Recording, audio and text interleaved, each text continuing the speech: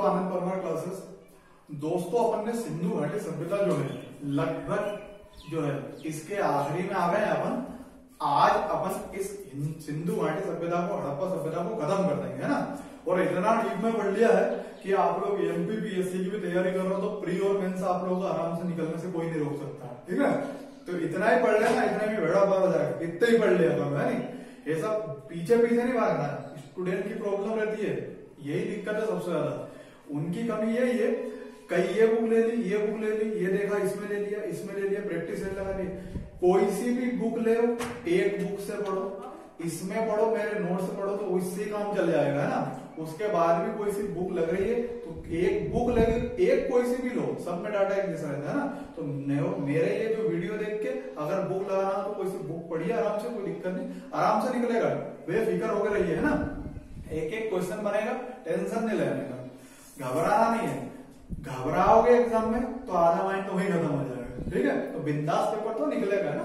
सरकारी नौकरी बहुत आसान है, इससे कोई जरूरी नहीं कि अरे नहीं लगेगी, नहीं लगेगी आराम से ना। चलिए बात करते हैं आगे की। अब अरे सर को लल्लू लग रहा है, लल्लू ही है ना। आराम से आप लोग पढ़ाई करते रहिए, बिना डिप्रेशन में पढ़ाई करोगे ना तो आराम से वैकेंसी निकलेगी।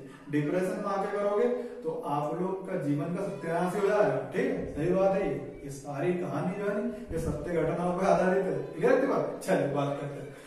तो सिंधु घाटी सभ्यता का जो अपन ने पार्ट 4 छोड़ा था दोस्तों, वो अपन ने बीच में छोड़ दिया था क्योंकि वो ज्यादा बड़ा लेक्चर हो रहा था। अपन ने बात की थी दोस्तों वहां पे आर्थिक जीवन की, तो उसमें कृषि पढ़ लिया था अपन ने, पशुपालन पढ़ लिया था, वाणिज्य व्यापार पढ़ लिया था।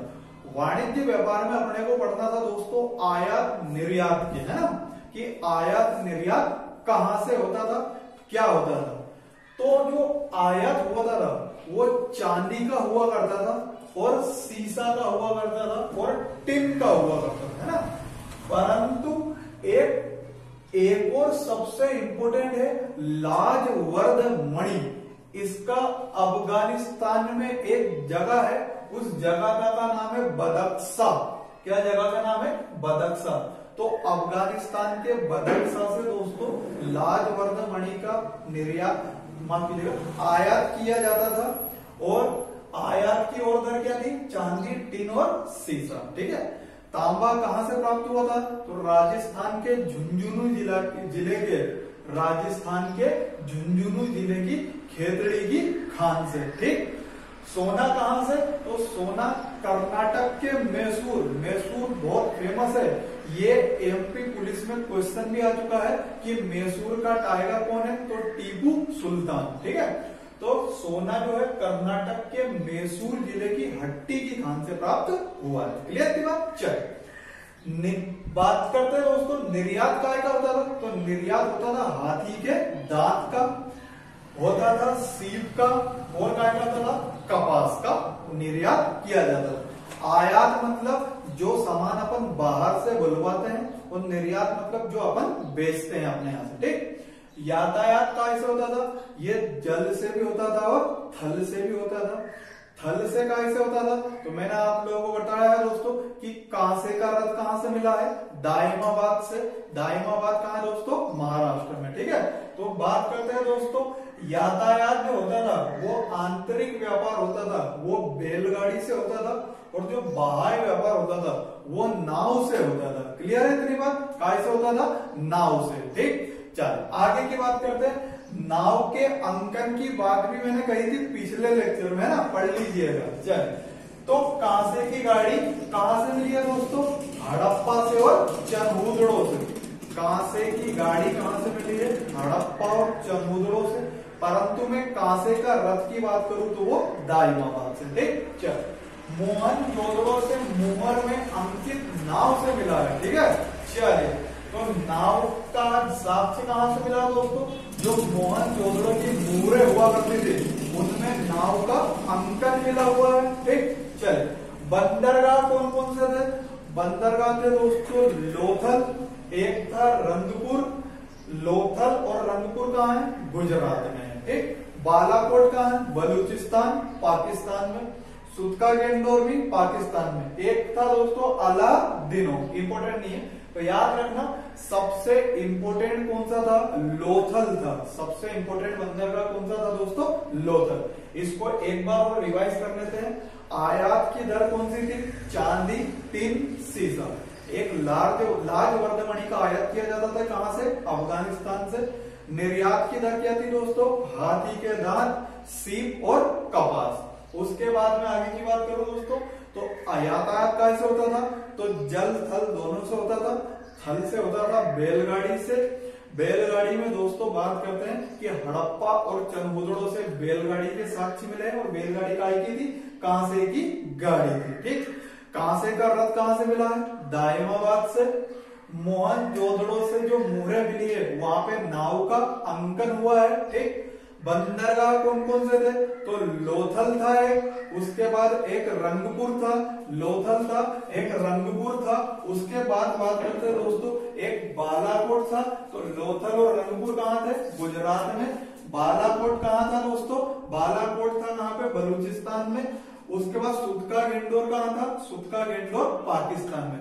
सबसे इंपोर्टेंट बंदरगाह कौन सा था? लोथल। लोथल कहां है? गुजरात में। यह स्थान या नगर बिल्कुल याद रखना कि कौन सा नगर कहां पर था। ठीक है, ये इंपॉर्टेंट है, कभी कभी ऐसे ही पूछ देता है। ठीक, चल अब बात करते हैं दोस्तों माप तोल की।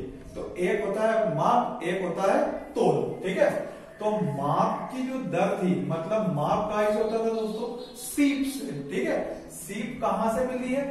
मोहनजोदड़ो से। और तोल कहां से होता था? तोल होता था बांट से, है ना। ये बांट जो होता है ना, 2 किलो के 5 किलो के ऐसे बांट होते थे, उनके वजन के हिसाब से वो कर लेते थे। तो वो बांट काय के बने हुए थे? हाथी दांत के। और कहां से मिला है? हड़प्पा से। सीप मिला है मोहनजोदड़ो से। बांट कहां से मिला है? हड़प्पा से। और बांट काय का बना था? हाथी दांत का। चल, और जो बात करते हैं दोस्तों, जो माप की इकाई थी वो था 16 का गुणांक। मतलब 16 दूनी 32, 16 दिया 48, 16 चौक 64, 16 5 80। ठीक है, तो वो माप की इकाई क्या थी? 16 का गुणांक था। मृदभांड कैसे थे? लाल एवं काले मृदभांड थे। ठीक है, परंतु परवर्ती हड़प्पा, परवर्ती मतलब बात करते हैं दोस्तों, हड़प्पा जो थी इस समय के बाद की जो हड़प्पा थी, उस समय आवार में जो खुदाई होगी वहां से चित्रित धूसर मृदभांड, मृदभांड मतलब मिट्टी के बर्तन, तो चित्रित धूसर मिट्टी के बर्तन मिले हुए। कहां से? तो हड़प्पा कालीन स्थल से। ठीक है, चल एक लोथल है। लोथल कहां है? गुजरात। अभी पढ़ाया मैंने, आगे पार्ट पीछे सपाट नहीं करना है ना। लोथल क्या था? बंदरगाह। ठीक, गुजरात। तो लोथल से दोस्तों जो ईंटें मिली हुई है वहां पे पंचतंत्र की, चालाक लोमड़ी की जो अंकन मिला हुआ है, उसकी कहानी का अंकन मिला हुआ है। मुहरें कैसी थी भारत की दोस्तों? वर्गाकार थी। और काय से निर्मित थी? सेल खेड़ी से निर्मित थी। तो मुहरें वर्गाकार थी, सेल खेड़ी से निर्मित थी। और सर्वाधिक आकृति काय की होती थी मुहरों पे? वो थी एक श्रृंगी पशु की। आप लोग वो ऋतिक रोशन की मूवी देखोगे ना, मोहनजोदड़ो, तो वहां पे एक श्रृंगी पशु बहुत ज्यादा बताया गया है ना। तो एक श्रृंगी पशु बहुत ज्यादा इंपोर्टेंट रखता था वहां पे। तो मोहरों पे सर्वाधिक आकृति किसकी थी? एक सिंह पशु की थी। ठीक, लोहे का तो ज्ञान ही नहीं था। ठीक है, चांदी का ज्ञान था, ध्यान रखना, चांदी का आयात किया जाता था। ठीक है, तांबे का भी ज्ञान था, परंतु काय का ज्ञान नहीं था, लोहे का ज्ञान नहीं था। ये इंपॉर्टेंट है, परीक्षा में पूछा जा चुका है ना कि सिंधु घाटी सभ्यता के लोगों को किस धातु का ज्ञान नहीं था? तो लोहा का ज्ञान नहीं था। ठीक, दाइमाबाद से कांसे का रथ मिला? बिल्कुल मैंने अभी बताया आप लोगों को। हड़प्पा और चनहुदड़ो से कांसे की बैलगाड़ी के साक्ष्य मिले हैं, परंतु दाइमाबाद से कांसे का रथ मिला है। मोहनजोदड़ो से दोस्तों प्रस्तर की मूर्ति मिली है। प्रस्तर मतलब पत्थर। प्रस्तर एक तत्सम शब्द है, हिंदी पढ़ाएंगे तो बताएंगे, है ना। चलिए, तो प्रस्तर मतलब पत्थर की मूर्ति मिली है। जो पुरुष एक दाढ़ी है उसके साल ओढ़े मिला हुआ है। ठीक है, कहां से मिला? मोहनजोदड़ो। लोथल से हाथी दांत के स्केल प्राप्त हुए हैं। ठीक है, ये देखिए बात करते दोस्तों, बांट जो है वो काय का बना हुआ था, स्केल के थे वो। ठीक, और हाथी दांत के बने हुए थे। ठीक है, तो वो कहां से मिले हुए दोस्तों? एक लोथल से भी मिला हुआ है। यहाँ पे बांट कहां से मिला है? हड़प्पा से। और यहाँ पे लोथल से हाथी दांत के स्केल प्राप्त हुए। ठीक, हड़प्पा व चनहूदड़ो से कांसे की इक्का गाड़ी, यह भी हाल बताया मैंने आप लोगों को। ठीक, मोहनजोदड़ो प्लस चनहूदड़ो से कांसे की नग्न की नर्तकी मूर्ति मिली है। ठीक है, कहां से? मोहनजोदड़ो और एक चनहूदड़ो से कांसे की दोस्तों है ना एक नग्न नर्तकी की क्या मिली है? मूर्ति मिली है। कांसे व चांदी का सर्वप्रथम साक्ष्य हड़प्पा सभ्यता से ही मिला है। ठीक है, काय का? कांसे और चांदी का। चल, ये मेरे हिसाब से आप लोगों को समझ में आ चुका होगा। एक बार और इसको रिवाइज करवा देता हूं। माप तोल की इकाई में दोस्तों माप जो था वो होता था सीप से, और सीप कहाँ मिली है? मोहनजोदड़ो से। तोल होता था बांट से, बांट काय का बना होता था? हाथी दांत का। कहां से मिले है? हड़प्पा से। क्लियर थी बात? माप तोल की इकाई में 16 का गुणांक हुआ करता था। मृदभांड जो थे वो लाल एवं काले थे। बाद में हड़प्पा काल के जो बाद के नगर है वहां से चित्रित धूसर मृदभांड मिले हैं। मृदभांड मतलब मिट्टी के बर्तन। लोथल से दोस्तों वहां पे पंचतंत्र की चालाक लोमड़ी का अंकन मिला हुआ है। भारत की जो मोहरें थी वो वर्गाकार थी। निर्मित काय से थी? सेलखेड़ी से। सर्वाधिक आकृति किसकी थी दोस्तों मोहरे पे? तो एक श्रृंगी पशु की थी। लोहे का ज्ञान नहीं था। दाइमाबाद से कांसे का रथ मिला है। ठीक है, आगे बात करें दोस्तों, दाइमाबाद से कांसे का रथ मिला है, परंतु हड़प्पा और चनहूदड़ो, ये हड़प्पा हो गया है चनहूदड़ो, यहां से कांसे की इक्का गाड़ी मिली है। तो कांसे की इक्का गाड़ी की बात हो तो हड़प्पा और चनहूदड़ो, और कांसे का रथ हो तो दाइमाबाद। ठीक है, चलो। मोहनजोदड़ो से दोस्तों प्रस्तर मूर्ति मतलब पत्थर की मूर्ति मिली है पुरुष की। ठीक, चलो। लोथल से हाथी दांत के स्केल प्राप्त हुए हैं। आगे बात करूं दोस्तों, मोहनजोदड़ो और चनहूदड़ो से कांसे की एक नग्न आकृति मिली हुई है। ये था दोस्तों पूरा का पूरा अपना क्या? हड़प्पा सभ्यता। तो अपना ये पूरा हड़प्पा सभ्यता में मैंने आप लोगों को क्या पढ़ाया? एक नगर नियोजन पढ़ाया, आप लोगों को मैंने सामाजिक जीवन पढ़ाया, एक पढ़ाया मैंने आर्थिक जीवन, एक धार्मिक जीवन। छोटा सा मैं आप लोगों को डायरेक्ट बता देता हूँ।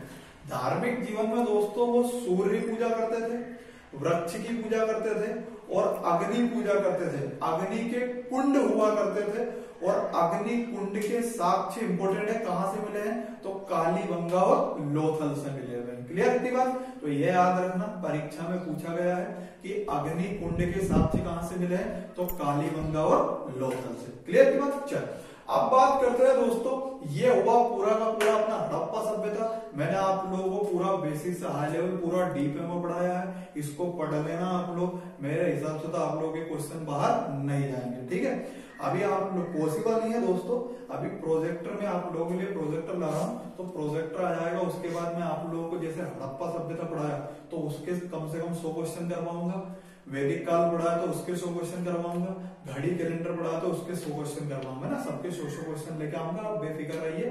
परंतु अभी के लिए आप लोग कोई सी किताब ले लीजिए, उसके क्वेश्चन लगाइए। अगर क्वेश्चन नहीं लगे या नहीं बने तो मेरे से आप लोग कमेंट सेक्शन में कमेंट कर दीजिएगा। ठीक है, अब जो हड़प्पा सभ्यता थी दोस्तों, उसका पतन कैसे हुआ?